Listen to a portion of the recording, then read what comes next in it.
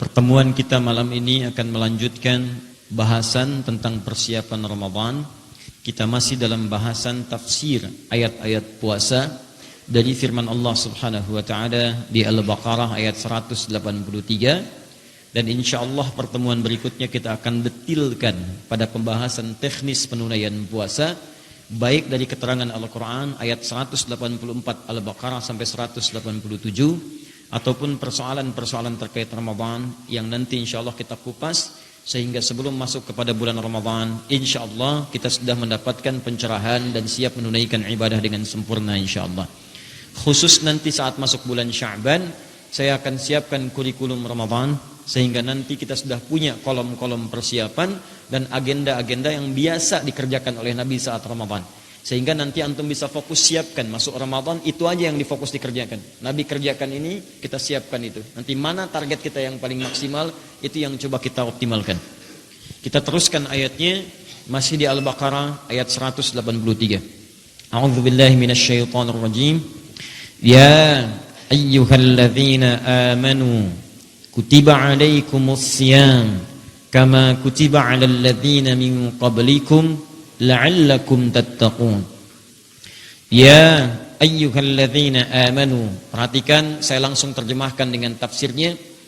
Hei siapapun yang telah menyatakan dirinya beriman kepada Allah Subhanahu wa taala, baik dia merasa imannya telah kuat sehingga merasa dekat dengan Allah, ataupun imannya standar, kadang-kadang merasa dekat, kadang-kadang juga jauh, ataupun imannya lemah sehingga dengan itu masih jauh dari Allah Subhanahu wa taala, maka saya ingatkan, saya tegaskan, saya akan berikan informasi seputar satu ibadah yang bila ini engkau kerjakan, maka akan menjadikan iman yang lemah menjadi kuat, yang menengah semakin dekat dengan Allah, bahkan yang sudah dekat pun akan semakin lekat dengan ridha Allah Subhanahu wa taala.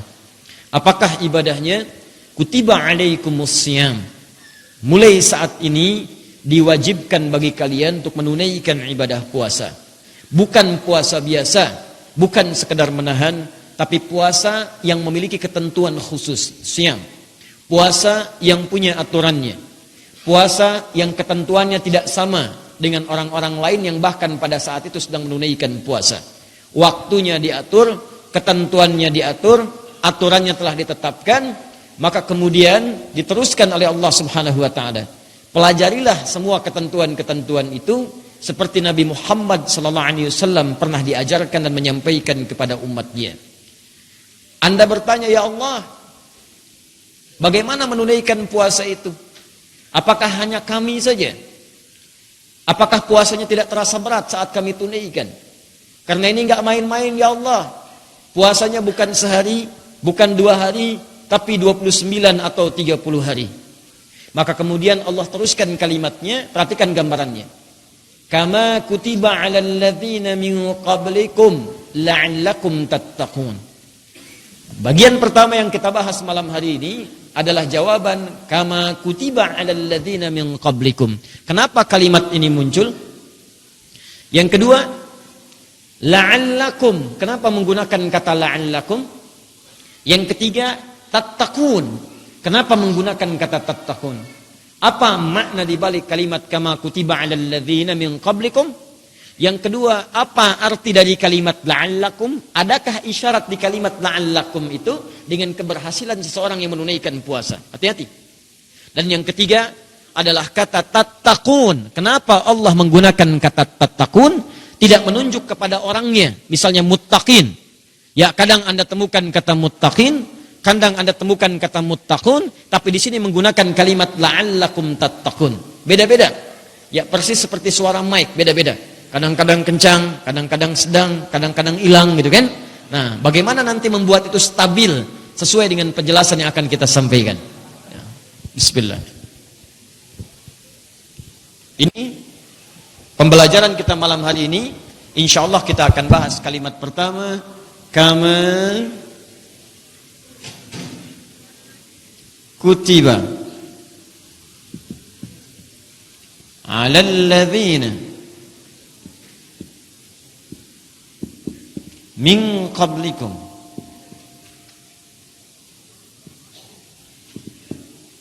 Satu.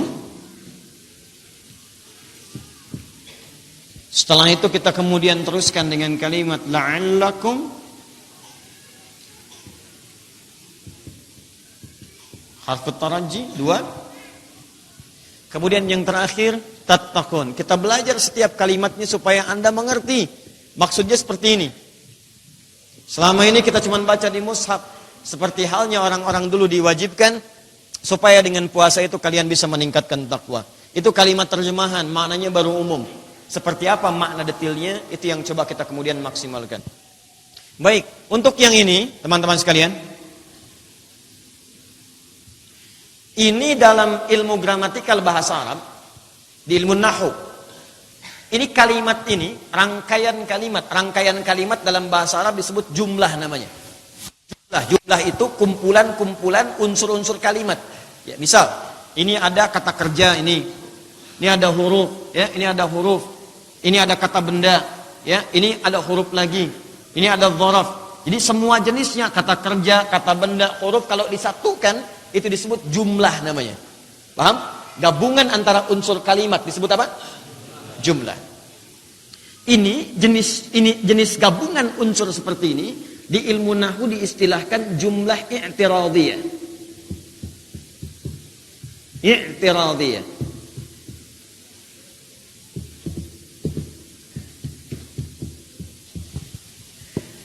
Apa itu jumlah i'tiradiyah? Jumlah i'tiradiyah, fokus baik-baik, adalah rangkaian kalimat yang dimunculkan dalam satu informasi untuk menunjukkan beberapa fungsi, beberapa makna. Di antara maknanya yang sering digunakan dalam Al-Quran, satu, adalah untuk menguatkan informasi yang dengan penguatan itu informasi bisa diterima dengan sepenuh keyakinan dan suasana tenang. Untuk menguatkan satu informasi yang dengan penguatan informasi itu orang yang menunaikan atau menerima informasi itu semakin merasa yakin dengan informasi yang dimaksudkan, yakin. Biasanya kalau sudah yakin semangat menerimanya atau menunaikan perintahnya. Yang kedua, juga dia punya tujuan memberikan ketenangan bagi orang yang menerima informasinya. Ya. Memberikan ketenangan. Kadang-kadang ada yang bentuknya keterangan umum. Kadang-kadang spesifik disebutkan informasi atau kisahnya. Yang dengan menyebutkan keterangan umum ini atau informasi kisah yang detil meyakinkan pada penerima informasi ya, bahwa dengan keyakinan itu dia yakin menunaikan ibadahnya atau juga tenang hatinya untuk menunaikan atau merasa kuat untuk menunaikan informasi yang disampaikan baik bentuknya perintah ataupun larangan. Dalam konteks puasa, perhatikan baik-baik. Ketika Allah mengatakan, "Hei orang-orang beriman, mulai saat ini kalian wajib puasa ya." Anda bayangkan teman-teman, orang belum pernah puasa dalam konteks jangka waktu yang panjang, puasanya biasanya Senin, puasanya biasanya Kamis, atau 10 Al-Muharram, atau nunggu di waktu khusus, tiba-tiba diminta puasa 30 hari. Maka ketika orang baru pertama menerima itu, belum tentu semuanya tenang. Ya, ada yang mungkin merasa mengatakan, aduh saya sanggup nggak ya? Yakin nggak nih saya bisa nih? Makanya diturunkan oleh Allah sebuah kalimat jumlah, rangkaian kalimat untuk menguatkan, hei, kalian harus yakin, bukan kamu aja yang pernah puasa, orang dulu pun pernah saya wajibkan. Jadi kalau orang dulu sanggup, kenapa kamu nggak sanggup? Kalau orang dulu bisa puasa, kamu harus menunjukkan kamu bisa lebih hebat dibandingkan mereka yang sudah pernah puasa. Biasanya kalimat-kalimat semacam ini digunakan oleh Al-Quran untuk memberikan motivasi kuat dan memberikan ketenangan kepada jiwa supaya kita semangat menunaikan ibadah. Jadi kalau Anda paham bukan Anda saja yang mengerjakan itu, jadi akan ada nuansa ketenangan saat mengerjakannya. Jadi lebih ringan kelihatannya. Oh, ternyata bukan saya aja. Orang dulu juga pernah puasa. Lalu dikisahkan oleh Nabi. Ternyata orang Nasrani itu pernah puasa. Dikasih oleh Allah 30 hari. Betul, 30 hari. Sebelumnya Yahudi, sama-sama 30 hari. Cuman Yahudi itu nakalnya luar biasa. Diminta 30 hari. Kalau hari puasa sebanyak 30 hari itu sebulan, itu datangnya di musim panas, dia pindahkan ke musim semi. Atau musim dingin. Ya, kami yang pernah tinggal di Timur Tengah sudah sangat memahami. Puasa itu dibagi dua istilah. Kalau jatuh di musim dingin disebut puasa nikmat. Kalau masuk di musim panas disebut puasa ibadah. Kenapa? Musim dingin subuhnya jam 7. Subuh jam 7. Maghribnya jam 5 atau setengah 6. Nikmat. 17.30. Musim panas, subuh paling cepat jam 4. Maghribnya jam 8. Ibadah. Nah, dulu diwajibkan Yahudi ada puasa 30 hari juga. Cuman mereka mengadukan kepada Allah, ya Rabb, khusus yang puasa di musim panas, mohon toleransi, kami pindahkan aja ke musim dingin. Atau musim semi, sebagai kompensasinya kami tambahkan 10 hari sebagai ganti. Itu asalnya. Anda akan lihat buku-buku sejarah, saya sudah tuliskan di buku saya yang tentang makna ayat puasa. Jadi asalnya 30 hari, mereka kalau datang musim panas itu mereka pindahkan ke musim dingin. Kompensasinya mereka nawar, tambah 10 hari. Jadi bikin-bikin sendiri. Bukan Allah yang ditetapkan, cuma mereka ganti. Akhirnya dikenal dengan puasa 40 hari. Nah ini dia. Zamannya kemudian Nabi Isa ada juga puasa 30 hari. Makanya kalau antum lihat di Yahudi sekarang ada puasa, itu warisan-warisan yang dulu. Di Nasrani ada puasa. Yang lain ada puasa juga, ada puasa. Bahkan di Nasrani saat itu, di awal-awal kemudian Nabi Isa alaihissalam puasa, itu masih ringan. Teman-teman, jadi masih boleh makan yang ringan-ringan, yang berat-berat gak boleh. Yang ringan-ringan masih boleh dimakan. Kerupuk ringan, boleh. Ya. Minum, masih boleh. Yang berat-berat itu yang ditahan. Sampai ada sebagian minta bahkan, ini biasa, tahan aja yang ringan. Sampai ada sebagian rahib-rahib itu, dari kalangan ahli kitab, saking nikmatnya mereka puasa, sampai mewajibkan diri sendiri, malamnya pun puasa juga. Di antara mereka. Ya, disebut dengan rahbaniyah, ada orang-orang rahib-rahib, mengatakan kami sudah menikmati puasa. Jadi mereka mewajibkan sendiri malamnya puasa.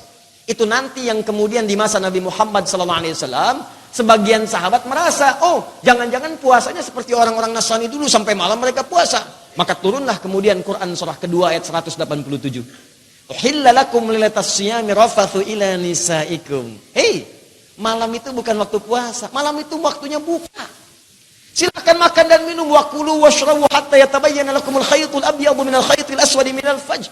Harus ada keseimbangan. Siang puasa dari maghrib sampai dengan menjelang fajar, silakan makan secukupnya.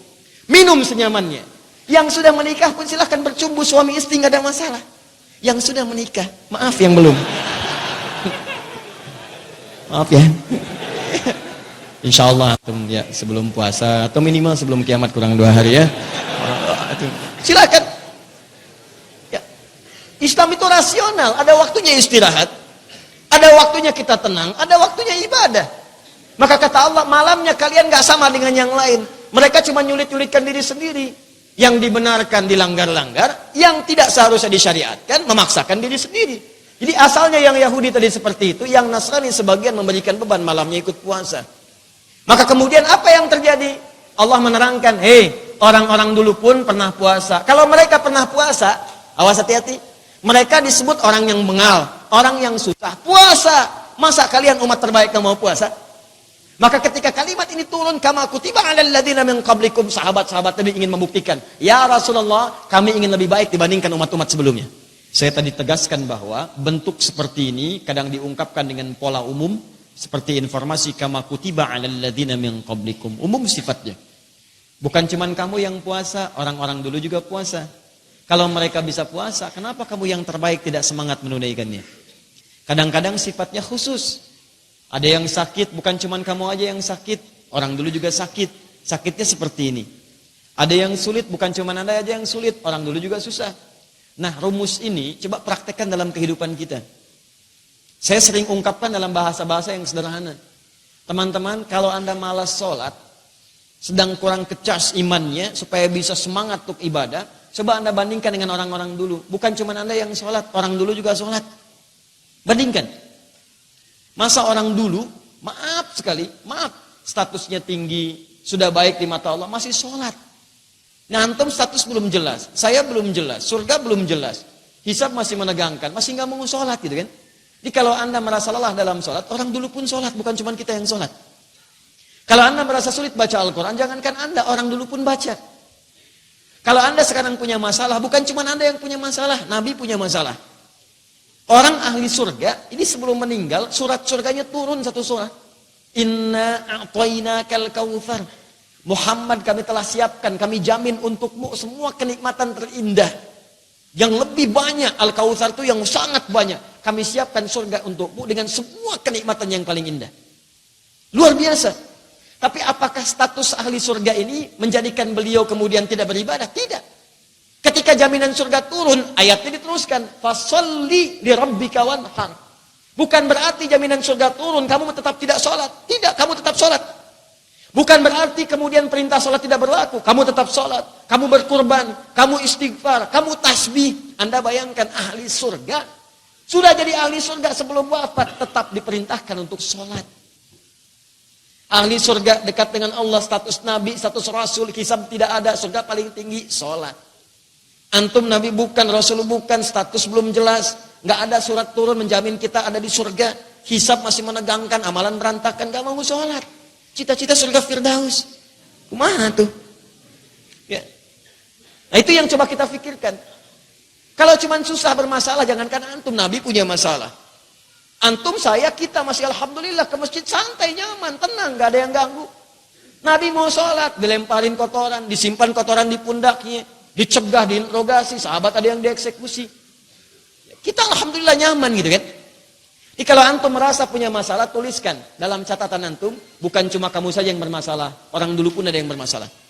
Kalau terlilit utang, bukan cuma saya aja yang berutang, orang dulu pun ada yang terlilit utang. Maka ayo semangat untuk selesaikan sebelum kembali wafat kepada Allah Subhanahu wa taala. Jelas ya? Dan jangan mengeluh, mengeluh tidak menyelesaikan persoalan. Di setiap Anda dihadapkan pada suatu perintah, larangan atau bahkan ujian, keluarkan ujian-ujian yang serupa pada kalangan orang-orang dulu. Pelajari cara mereka menyelesaikannya, itulah cara terbaik kita untuk mengikuti manhajnya. Kalau sakit, keluarkan amalan orang dulu yang pernah sakit. Kalau ada ujian di pekerjaan, keluarkan ujian orang-orang dulu yang di pekerjaan. Kalau ada ujian di kalangan sosial, di rumah tangga, keluarkan masalah-masalah orang dulu. Bagaimana mereka beramal untuk mendekat kepada Allah. Itu cara terbaiknya. Makanya klasifikasikan ayat Qur'annya, lihat betul di hadisnya, jadikan panduan kehidupan. Itu rumus cepatnya. Paham ya? Itu yang dimaksud jumlah i'tiraf ya. Lalu Anda katakan, ya Allah, saya siap puasa, insya Allah. Saya siap tunaikan, saya siap semangat, dan saya siap untuk lebih baik daripada orang-orang sebelumnya. Saya ingin buktikan, ya Allah, ketika Engkau perintahkan, saya ingin kerjakan lebih mulia, lebih baik daripada orang-orang sebelumnya. Kata Allah, bagus, tapi ingat, la'allakum tattaqun. Perhatikan, saya perintahkan kamu untuk menunaikan puasa, supaya dengan puasa itu bukan sekedar engkau tunaikan seperti orang dulu pernah menunaikannya. Bukan itu maksudnya. Tapi puasa saya tujukan supaya bisa meningkatkan takwamu. Tingkatkan takwamu di hadapan Allah Subhanahu wa taala. Sebelum masuk kepada kalimat tingkatkan takwa, saya ingin sampaikan dengan kalimat kata la'allakum dulu. Hati-hati. Ya Allah, saya siap meningkatkan takwa, saya siap puasa, tunaikan lebih baik dari umat sebelumnya. Kata Allah, lihat dulu ketentuannya. Perhatikan baik-baik. La'allakum. Disebut dengan harfut taraji. Harfun at-taraji. Ya. Awas, saya bacakan kalimatnya supaya nggak salah baca. Saya tulis begini harfut taraji karena nggak ada harokat, saya bacakan. Takutnya ada yang salah baca, disebut harfut taraji, gitu ya. Harfut taraji. Taraji. Ya. Saya pernah ngajar bahasa Arab. Saya tulisin begini. Jangan takut, baca aja. Rumus baca cepat itu baca awalnya dengan hidup a, i, u. Kalau nggak dibaca a, i pasti u. Ujungnya matikan dengan sukun. Karena semua kalimat dalam bahasa Arab sekalipun berharokat, ujungnya pasti dibaca mati. Termasuk Al-Quran. Ada harokatnya. Tapi kalau sedang dibaca, ujungnya mati. Bismillahirrahmanirrahim. Ujungnya kan i. Bismillahirrahmanirrahim. Tapi ketika Anda wakaf, pasti sukun, mati. Ya, nggak ada orang baca Quran semerdu-merdunya, harokat akhirnya bunyi. Bismillahirrahmanirrahim. Nggak ada. Pasti mati. Saya sampaikan jangan takut, jangan khawatir. Kalau ada tulisan baca aja. Mau benar mau salah, biasanya tuh agak mirip-mirip benar. Itu mudah untuk dibacakan. Maka saya tuliskan begini, ba, kemudian ya, kemudian ta. Ba, kemudian ya, ta. Baca. Matikan aja ujungnya. Ya. Ada yang baca baitun, ada yang baca bitun. Masya Allah. Ada yang baca buitun. Yang paling hebat, ada yang baca buyeti.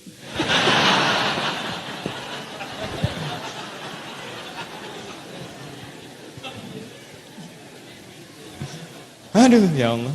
Dunia. Harfut taraji. Apa itu harfut taraji? Ya lihat-lihat. Ini kata la'allakum punya dua unsur. Asalnya la'alla dan kum plus kum. Kum menunjuk pada objek yang diperintahkan semua tanpa kecuali. Ya mukhatab dalam ilmu nahwu. Ya, la'alla ini yang disebut harfu taraji'nya. Harfu taraji' itu adalah huruf yang menunjukkan pada satu harapan yang ingin diraih. Huruf yang menunjukkan pada satu harapan yang ingin diraih dan tidak memungkinkan itu diraih kecuali dengan kesungguhan. Huruf yang menunjukkan pada satu harapan yang ingin diraih dan tidak memungkinkan itu diraih. Jadi Anda mengharapkan sesuatu tapi nggak mungkin itu diharapkan diraih kecuali dengan kesungguhan, serius. Perhatikan. Kalau Anda baca di terjemahan, Anda akan temukan kalimatnya dengan puasa itu diharapkan kamu mampu bertakwa. Paling singkat agar kalian bertakwa. Kalau Anda baca pakai rumusnya, perhatikan baik-baik. Kata Allah, hei orang-orang yang telah beriman. Sekarang aku wajibkan kalian menunaikan puasa.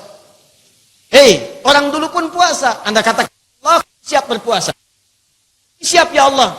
Supaya bisa meningkatkan takwa. Kata Allah, hei, belum tentu semua orang yang puasa akan bisa meningkatkan takwa.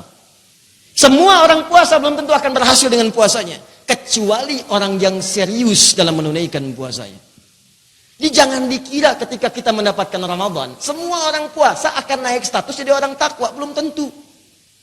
Kecuali yang serius. Karena itu Nabi sering ingatkan dalam hadisnya, Rubba sa'imin laisa lahu min siyamihi illal ju' wal atash. Tidak sedikit orang puasa itu tidak mendapatkan apapun dari puasanya. Takwa tidak dapat, iman tidak kuat, kedekatan dengan Allah pun tidak diraih. Kecuali lapar dan haus saja, cuma nahan lapar haus.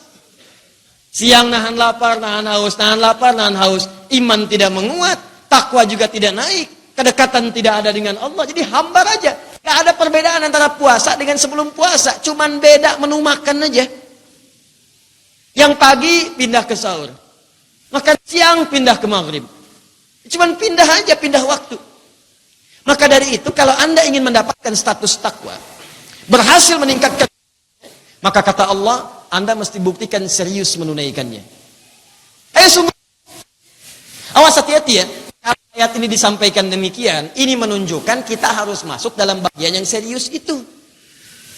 Jadi hukum yang mengatakan bahwa oh ini pasti ada yang nggak serius nih, pasti ada yang gagal. Tidak, ini disebutkan supaya Anda masuk pada bagian yang serius. Jangan gagal, itu maksudnya.